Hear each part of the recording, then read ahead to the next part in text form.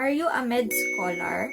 What was the subject na iniyakan or nagpa-upset sa'yo nung todo in med school, ate? 3 times na sabihin mo talaga na ayaw mo na.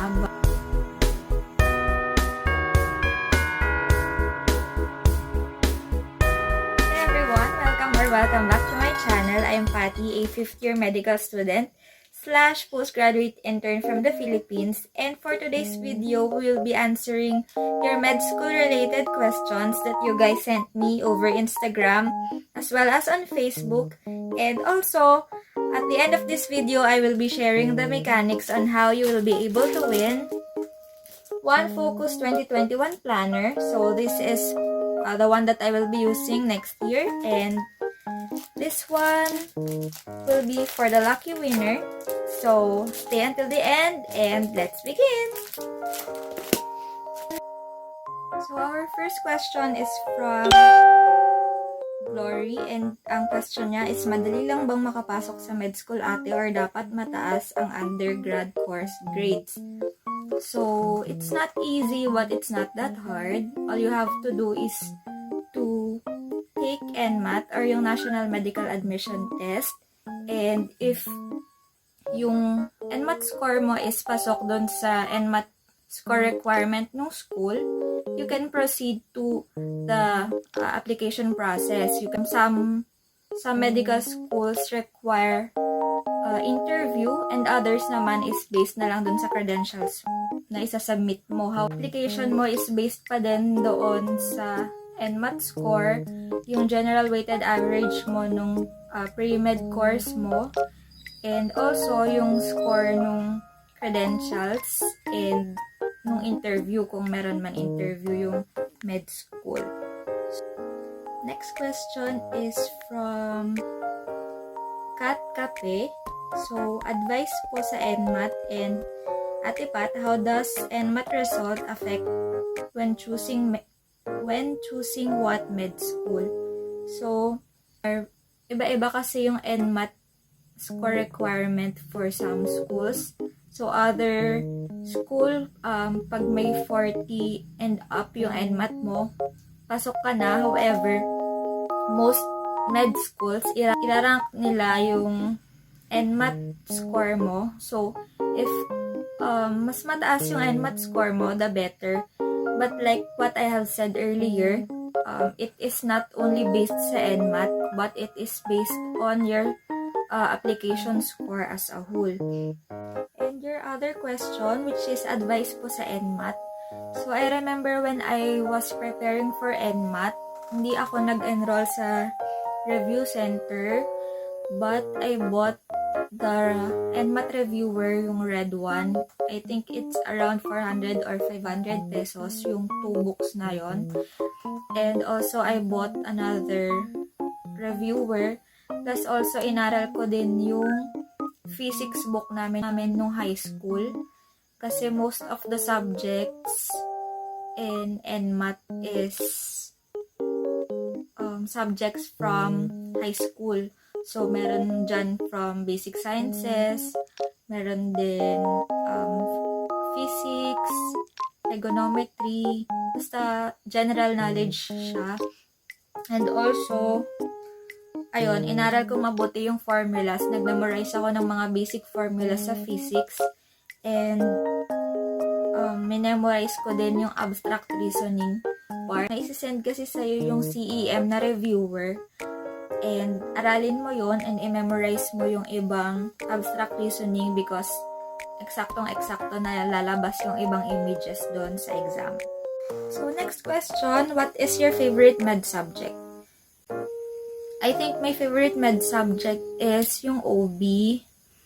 First of all, kasi interesting yung mga topics sa OB, and magagaling yung doctors na nagtuturo sa amin sa OB.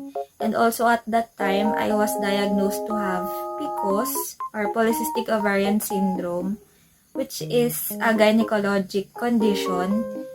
And yun, kaya super naging interested din ako sa OB.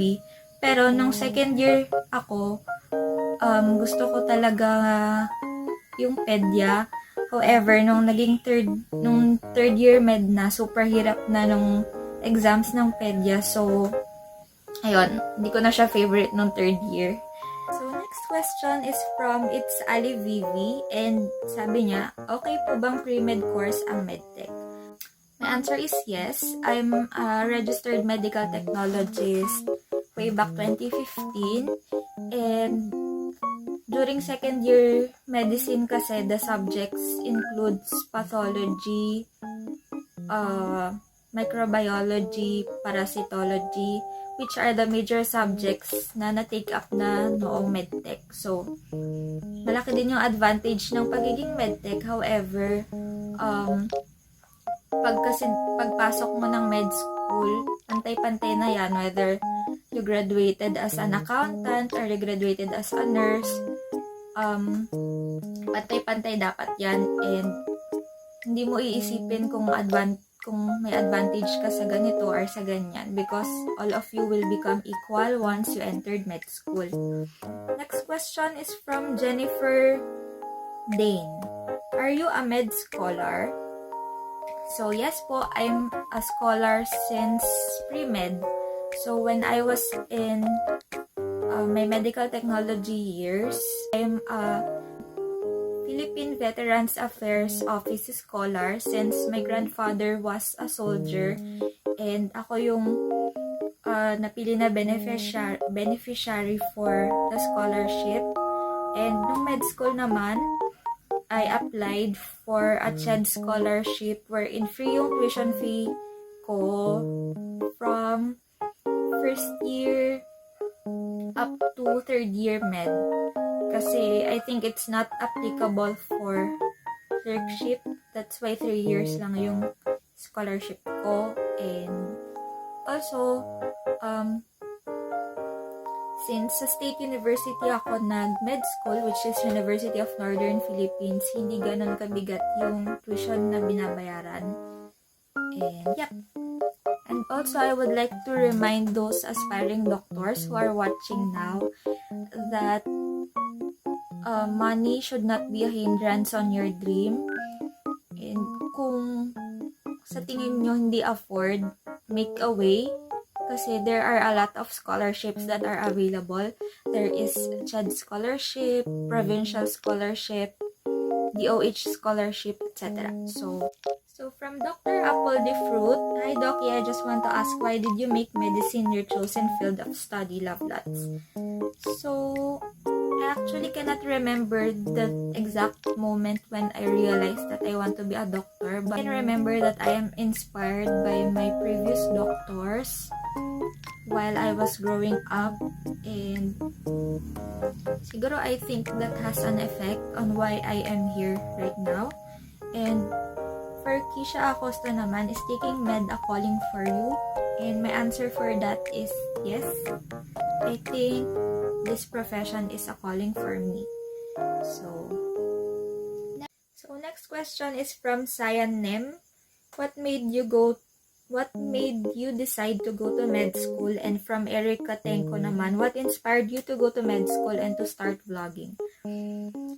So, pinaka decision maker ko noon is whether I will be accepted for a work abroad first, or kung mas mauuna akong matanggap for med school. So that time, I was applying to be a medical technologist in Singapore, and I think alam nyo na ngayon kung ano yung nauna. So, doon naman sa question ni Erica, what inspired me to start vlogging? So, initially, I wanted to just document my journey on becoming a doctor. However, madaming nagme-message sa akin na you inspired me po to pursue medicine, like that. So, here I am making med school related videos to inspire more people to reach their dreams. But next one is from Achi.nurse. What was the subject na iniyakan or nagpa-upset sa'yo ng todo in med school, ate? So, my answer for that would be biochem. I remember that very first exam in med school, and biochem pa yung subject. I really studied hard for that one. I even read lipin coat, which is yung biochem reference material. I also studied the handouts from our professor, pero wala pa din akong nakuha. And, yun. What was your most eye-opening experience? From Jennifer Dan. Again, from Jennifer Dane. So, I think one experience that I will not forget is when my grandmother from the mother's side was admitted in the ICU, and she was intubated at that time due to pneumonia, and mayroong whiteboard and pen, and her message to me is yung message na sinulat niya dun sa whiteboard na maliit is pagbutihin mo mag-aral para gagamutin mo yung sakit ko.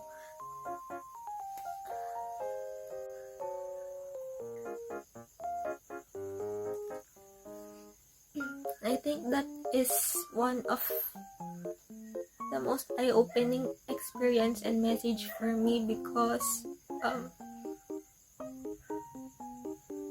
kung mag-aaral ka talagang mabuti, you can save someone else's life.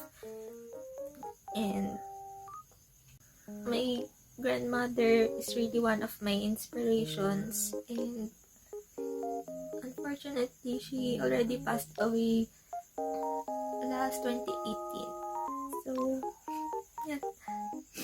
So next one is from an anonymous sender. So, hi Ate Pat, is there a moment in your life where you regret going to med school?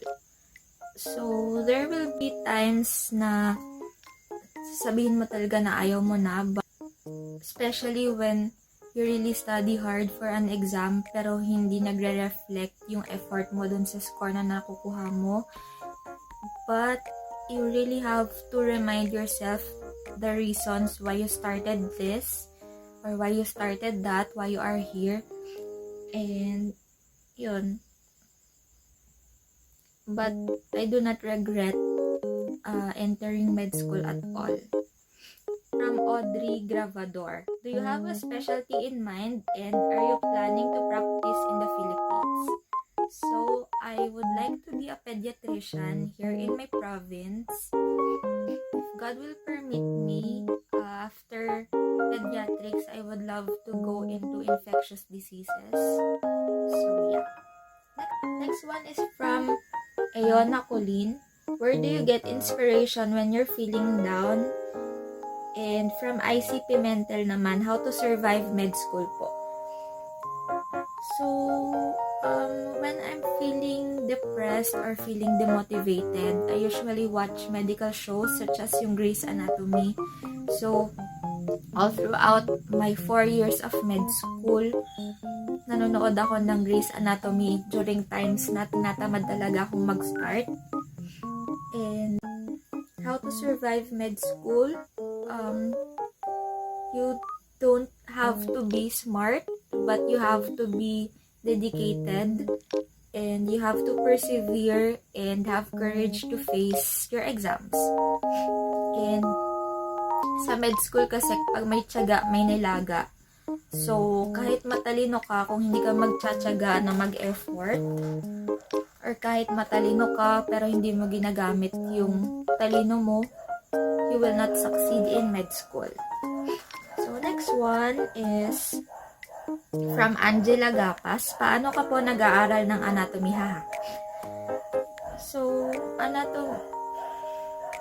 isa din yung anatomy sa mga iniyakan kong subject ng med school, especially yung neuroanatomy. But, my tip for you for studying anatomy is that you use anatomy books as well as illustrations. And also, kung kaya ng time, itry mo din mag-drawing. For example, yung you want to study about the digestive system, the best way that you can memorize for the parts of the digestive system is to draw it and to familiarize every organ on that system. So, that's my advice for you. And also, meron ding mga anatomy coloring books.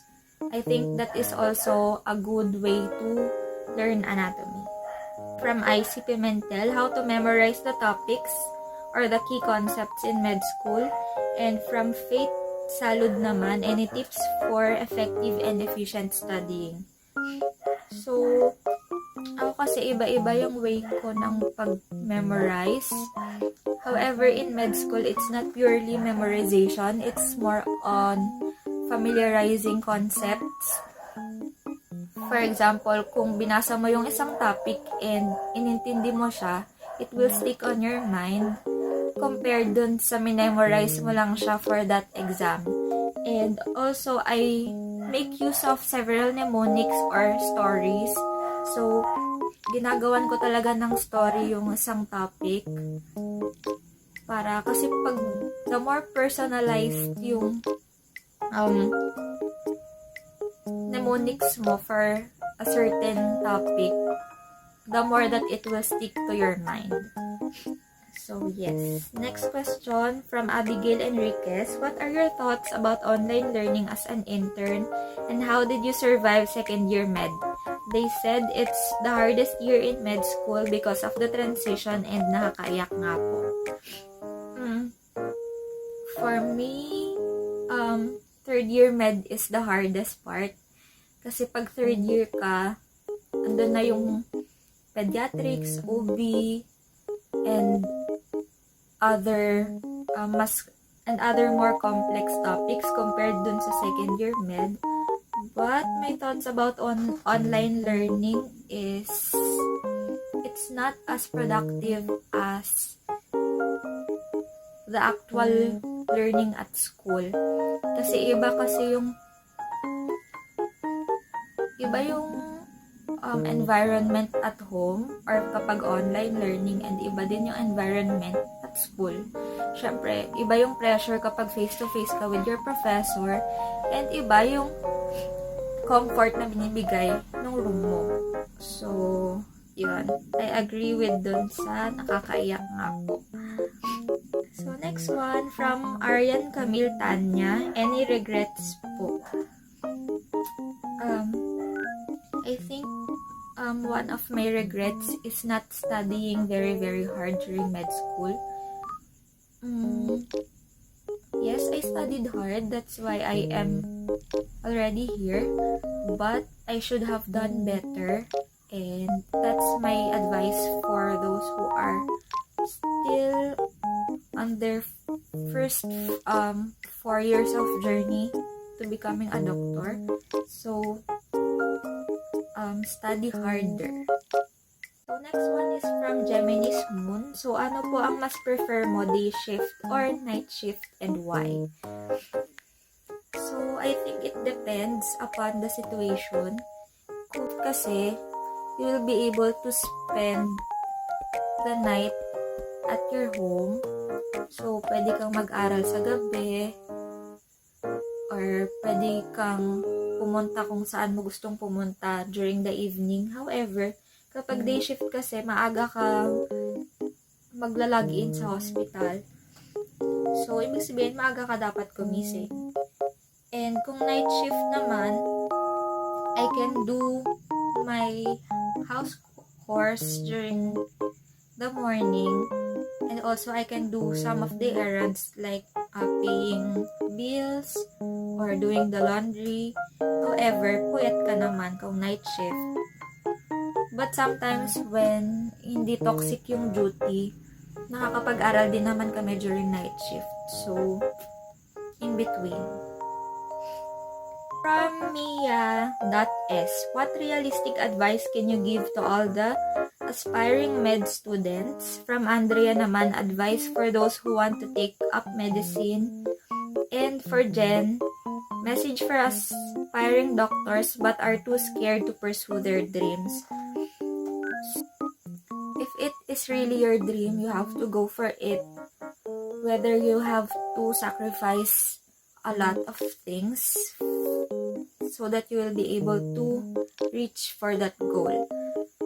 Be like BDO, find ways find scholarships if you don't have money to enroll for Mediceine. And once you're already there, don't give up.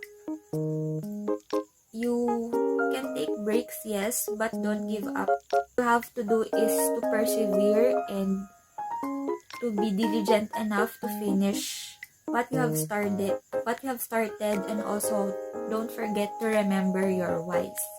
And our last question from Jen Bautista: what is the biggest lesson that you learned from being a med student? So I learned that everything follows a process and that it is always one step at a time, as represented by the hierarchy for doctors, that you will have to undergo pre-med and then med proper and then clerkship, internship, residency. Then you will eventually become consultants with examinations in between. So life really is a process, and you should really achieve your dreams one step at a time. So that's it for the question and answer portion. So I will be sharing you now the mechanics for my little giveaway. On to the giveaway, all you have to do is to follow me on Instagram at Patty Magisa.